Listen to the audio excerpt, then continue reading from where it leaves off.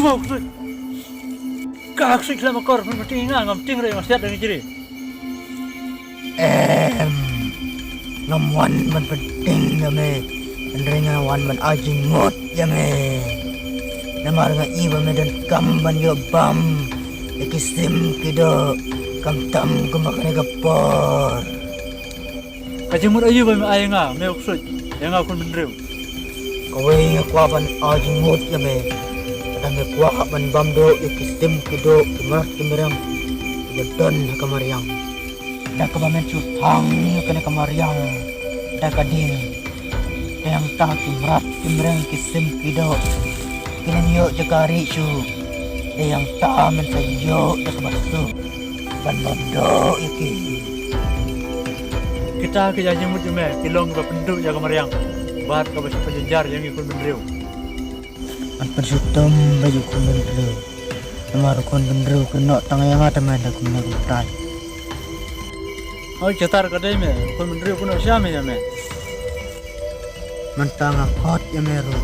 Ada me kwa ban yo pak bat ban im suk ka perthai. Tumane nga batung mit jeki kum jonga.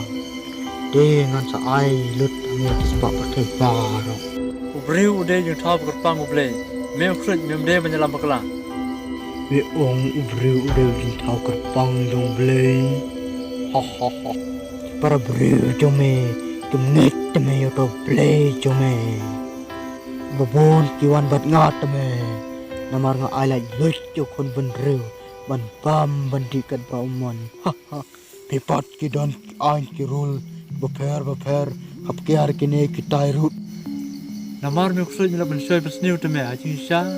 Mila dei ban mane ya utrai ublei jong me. Kabe bul ru ko ngomta te me. Ukon benreu ngait te me. Dia ka Bible bat yo blei jome. Bon ngait bat ki wan sangat te me. Pait mentaru nga aya kena ka jimpang ka basir hei. Aka perthai baru kawai. Namar balai. Namar bau kon benreu.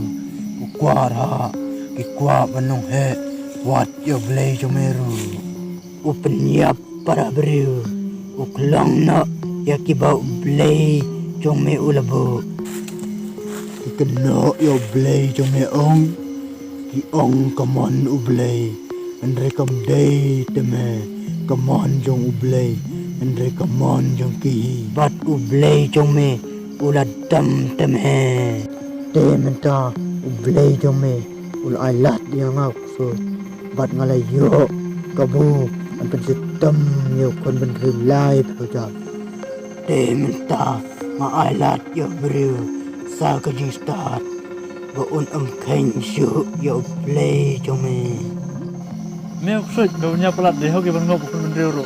pait menta ru me wan ban siat ya kisim kijinlang jome kilang man pendu bat bamtu Eki ba ublei jome ula buru.